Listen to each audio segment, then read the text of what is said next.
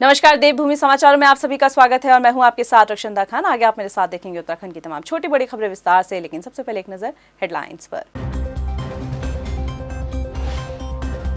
प्रधानमंत्री नरेंद्र मोदी की दौरे की तैयारियों में बीजेपी ने झोंकी ताकत, सीएम खुद कर रहे मॉनिटरिंग। हल्द्वानी में रैली स्थल का किया निरीक्षण। कांग्रेस के 137वें स्थापना दिवस पर गणेश गोदियाल का बयान, आजादी की लड़ाई में पार्टी का बड़ा योगदान, हमेशा जनता हित रहा सर्वोपरि। बीजेपी विधायक देशराज करणवाल का फिर सामने आया विवादित बयान, टिकट की दावेदारी कर रहे उम्मीदवारों की मक्खी से की तुलना। और स्वास्थ्य के क्षेत्र में एक पायदान नीचे खिसका, उत्तराखंड राज्य नीति आयोग की रिपोर्ट ने चौंकाया, क्रमिक सुधार के मामले में 13वें पायदान पर प्रदेश।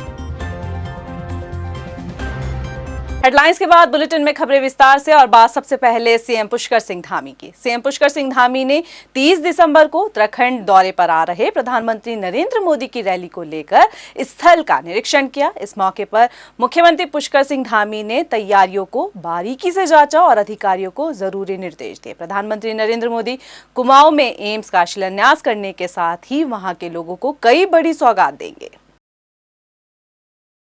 कांग्रेस के 137वें स्थापना दिवस के मौके पर देहरादून स्थित प्रदेश कार्यालय में कार्यक्रम आयोजित किया गया। इस मौके पर प्रदेश अध्यक्ष गणेश गोदियाल ने ध्वजारोहण किया। तमाम कांग्रेसी इस मौके पर मौजूद रहे। गणेश गोदियाल ने कहा कि देश की आजादी में कांग्रेस का एक बड़ा योगदान रहा है। कांग्रेस के 137वें स्थापना दिवस के शुभ अवसर पर मैं सभी कांग्रेस जनों को, पूरे प्रदेश को और राष्ट्र को अपनी ओर से हार्दिक शुभकामनाएं देता हूं, बधाई देता हूं। कांग्रेस कोई एक राजनीतिक दल न होकर इस देश की आत्मा है और अतीत से लेकर अब तक कांग्रेस ने इस देश को अग्रणी राष्ट्रों की श्रेणी में खड़ा करने के लिए जो कार्य किए, जो कुर्बानियां दी, जो बलिदान दिया, वो इतिहास में। विधानसभा चुनाव 2022 को लेकर दावेदारों के नामों पर कांग्रेस ने अपनी कसरत तेज कर दी है। आपको बता दें, देहरादून में प्रदेश चुनाव समिति की बैठक में दावेदारों को लेकर मंथन का दौर रहा। बैठक खत्म होने के बाद मीडिया से मुखातिब प्रदेश अध्यक्ष गणेश गोदियाल ने कहा कि कांग्रेस के पास दावेदारों की कोई कमी नहीं है, जल्द ही पार्टी दावेदारों के नाम फाइनल करेगी। चुनाव प्रदेश इलेक्शन कमेटी की, संचालन समिति नहीं बल्कि प्रदेश इलेक्शन कमेटी की बैठक है और उसके बाद कल दिल्ली में स्क्रीनिंग कमेटी की बैठक है। तो ये टिकटों के संबंध में आज चर्चा होगी और ये टिकटों के संबंध में चर्चा का प्रारंभ है और मैं उम्मीद करता हूं कि यहां से बात होकर स्क्रीनिंग कमेटी तक जाएगी और उसके बाद आगे बात होगी।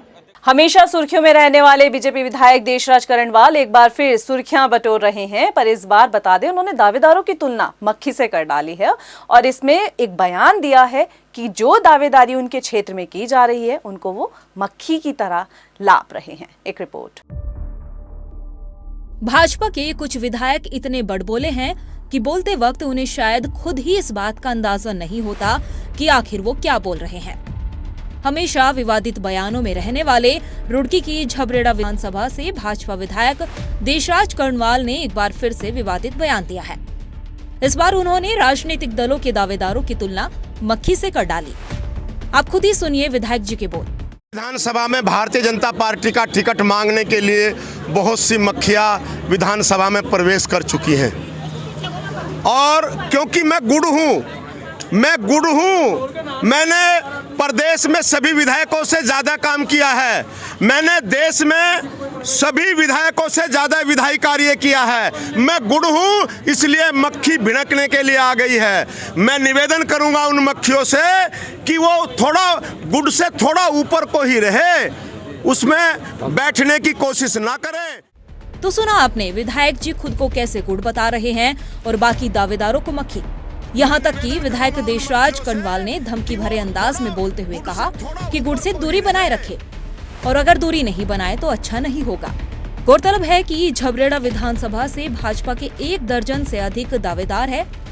हालांकि इस सीट पर भाजपा के वर्तमान विधायक देशराज करणवाल है, लेकिन उसके बावजूद दावेदार लगातार भाजपा हाईकमान से टिकट की मांग कर रहे हैं।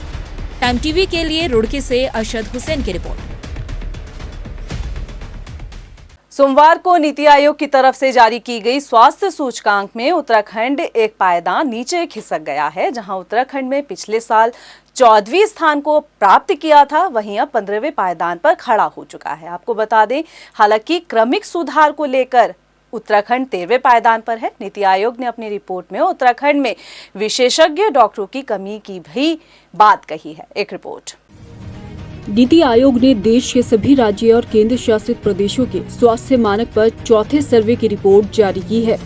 इस रिपोर्ट में उत्तराखंड को उन 4 राज्यों में शामिल किया गया है जिनकी श्रेणी नीचे गिरी है। हालांकि क्रमिक सुधार में उत्तराखंड ने 0.58 अंक का इजाफा किया है। कुल 44.21 अंक लेकर भी राज्य एक पायदान नीचे खिसक गया है। लिंगानुपात में प्रदेश को 1000 बालकों में 840 बालिकाओं के साथ सबसे खराब प्रदर्शन करने वाले राज्य में शामिल किया गया है। कार्यालयों में आईटी के इस्तेमाल के मामले में भी उत्तराखंड को पिछड़े राज्यों में शामिल किया गया। इसके साथ ही फर्स्ट रेफरल यूनिट के मामले में भी प्रदेश में 21.7% की गिरावट दर्ज की गई है। शहरी प्राथमिक स्वास्थ्य केंद्र में भी प्रदेश का प्रदर्शन खराब रहा। सुशासन और सूचना प्रसार के क्षेत्र में उत्तराखंड 11वें स्थान पर रहा है। वहीं स्वास्थ्य सुविधाओं में सुधार के मामले में उत्तराखंड 6ठे स्थान पर है। हालांकि स्वास्थ्य सेवाओं में विशेषज्ञ डॉक्टरों की कमी उत्तराखंड में सबसे ज्यादा दर्शाई गई है। उत्तराखंड के कई क्षेत्रों में अच्छा प्रदर्शन भी किया। इनमें जिला अस्पतालों की संख्या, मृतकों की सूचना दर्ज करने के साथ टीबी के मामलों की सूचना रखना शामिल है। नीति आयोग की रिपोर्ट में उत्तराखंड राज्य का प्रदर्शन कुछ खास नहीं रहा। हालांकि तसल्ली देने के लिए इतना काफी है कि अन्य कुछ क्षेत्रों में अच्छा प्रदर्शन उत्तराखंड ने किया है, लेकिन राज्य के लिए चुनौतियां कम नहीं है। विकास को लेकर सरकार काम तो कर रही है, लेकिन इन कामों में और गंभीरता लाने की जरूरत है ताकि खिसकने के साथ उत्तराखंड विकास के साथ हर क्षेत्र में आगे बढ़ सके। टाइम टीवी के लिए देहरादून से ब्यूरो रिपोर्ट। हल्द्वानी में उत्तराखंड मुक्त विश्वविद्यालय के 6ठे दीक्षांत समारोह में छात्रों को मानद उपाधि के साथ गोल्ड मेडल और डिग्रियां देकर सम्मानित किया गया। इस मौके पर मुख्यमंत्री पुष्कर सिंह धामी और प्रदेश के राज्यपाल गुरमीत सिंह भी मौजूद रहे। फिलहाल खबरों में बढ़ेंगे आगे और बात कर लेते हैं दिल्ली सरकार के कैबिनेट मंत्री की। दिल्ली सरकार के कैबिनेट मंत्री इमरान हुसैन सुल्तानपुर गांव पहुंचे। बता दें, आम आदमी पार्टी के आयोजित कार्यक्रम में जनता को संबोधित कर इमरान हुसैन ने आम आदमी पार्टी के पक्ष में समर्थन जुटाया। मुद्दे तो आपको सब पता है, जो आम आदमी के मुद्दे हैं वही मुद्दे हैं आम आदमी पार्टी के। बेरोजगारों को रोजगार दिलाना और जो एक पलायन बहुत बड़ा इशू है उत्तराखंड का, तो अरविंद केजरीवाल जी की जो गारंटियां हैं, जो उन्होंने गारंटी दी है 300 यूनिट तक बिजली फ्री, महिलाओं के लिए सुरक्षा फ्री, सीसीटीवी कैमरे, वाईफाई और जो 1 लाख नौकरियां देने की बात कही है सरकार बनते ही, और उसमें भी 80% आरक्षण उत्तराखंड के लोगों के लिए। बढ़ते ओमिक्रॉन के मामले के बीच गदरपुर के दिनेशपुर में बालिका इंटर कॉलेज में 7 छात्राओं के कोविड पॉजिटिव मिलने के बाद स्कूल प्रशासन में हड़कंप मच गया। बच्चों के पॉजिटिव मिलने के बाद स्वास्थ्य विभाग की पूरी टीम मौके पर पहुंची और सभी छात्रों के सैंपल लिए गए। स्कूल प्रशासन ने सभी अभिभावकों और छात्रों से कोविड नियमों का पालन करने की अपील की है। हमने बच्चों के लिए सैनिटाइज करके ही विद्यालय के अंदर आते हैं और सारे बच्चे मास्क लगाते हैं और यहाँ पर सब बच्चों से थोड़ा सोशल डिस्टेंसिंग का पालन करते हैं। लेकिन अब ये ज़्यादा हो रहा है, इसलिए जो है मैं सारे पेरेंट्स से कहूँगी कि वो बच्चों का ध्यान रखें और मास्क लगाकर ही घर से बाहर भेजें। 2022 की बिसात में बीजेपी कांग्रेस दोनों ही सियासी दल जनता के बीच जाकर बड़े बड़े दावे भर रहे हैं और जनता से बड़ी बड़ी बातें कह रहे हैं। जनता से महंगाई के लिए भी कही जा रहे वादे नजर आने लगे। हालांकि महंगाई को लेकर कांग्रेस और धामी सरकार लगातार सियासी वार एक दूसरे पर कर रही है, लेकिन महंगाई को लेकर केंद्र की मोदी सरकार की तरफ से कोई राहत नहीं मिलने पर अब लोग अपनी नाराजगी जाहिर कर रहे हैं। गदरपुर से देखिए हमारी ये खास रिपोर्ट।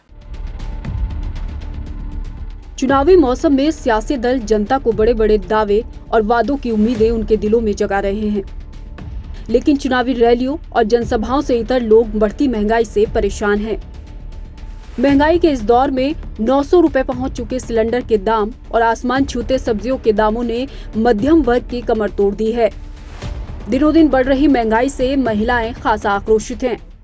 गैस का बहुत महंगाई बढ़ गया है और सब्जी भी बहुत महंगा है और हम लोग बहुत परेशानी है।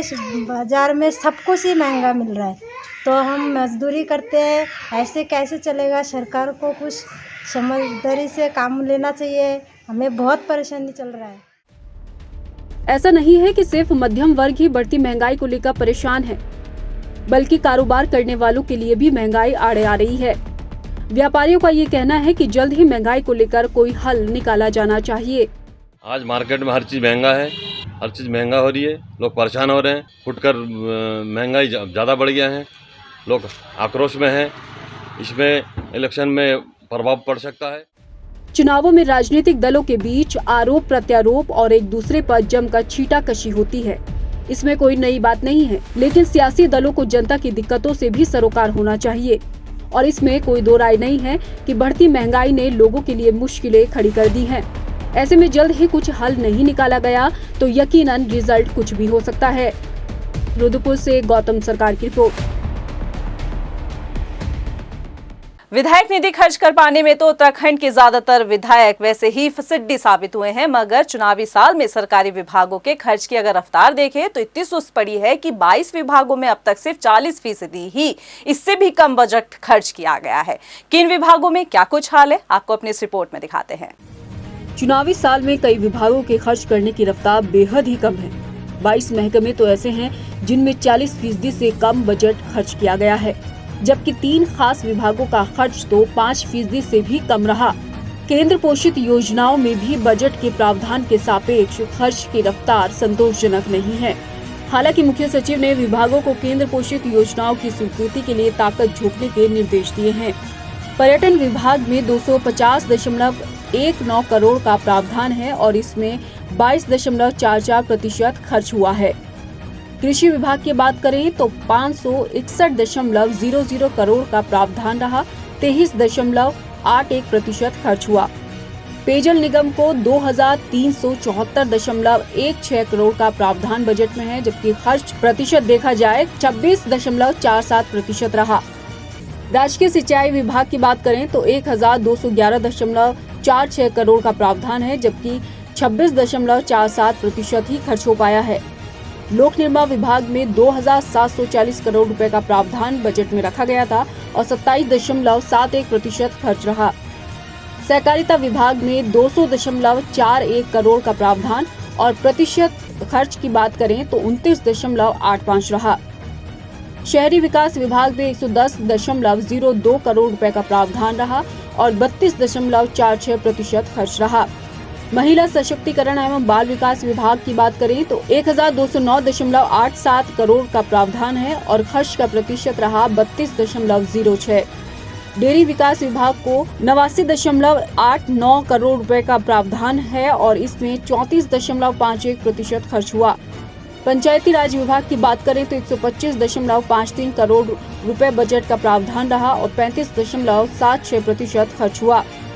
उद्यान एवं रेशम विभाग की बात की जाए तो 457.58 करोड़ रुपए के बजट का प्रावधान रहा, जबकि 36.95% खर्च रहा। आपदा प्रबंधन विभाग की बात करें तो 1578.98 करोड़ रुपए बजट प्रावधान रहा और यहाँ पर 37.37% खर्च हुआ। विभागों को बजट इसलिए दिया जाता है कि ताकि विकास कार्यों में उसको खर्च किया जाए, लेकिन प्रदेश के हाल ऐसे हैं कि निधि पूरी खर्च करने में विधायक तो पीछे हैं ही, मगर विभागों में बजट खर्च को लेकर भी सुस्ती हावी है, वो भी तब जब राज्य में चुनाव करीब है। ऐसे में आनन फानन में विभागों का ये बजट कब और कैसे पूरा होगा, यकीनन सोया सिस्टम कोई न कोई रास्ता जरूर तलाश लेगा। टाइम टीवी के लिए ब्यूरो रिपोर्ट, देहरादून। फिलहाल बुलेटिन में इतना ही, मुझे दीजिए इजाजत, लेकिन चलते चलते एक नजर हेडलाइंस पर। नमस्कार। प्रधानमंत्री नरेंद्र मोदी की दौरे की तैयारियों में बीजेपी ने झोंकी ताकत, सीएम खुद कर रहे मॉनिटरिंग। हल्द्वानी में रैली स्थल का किया निरीक्षण।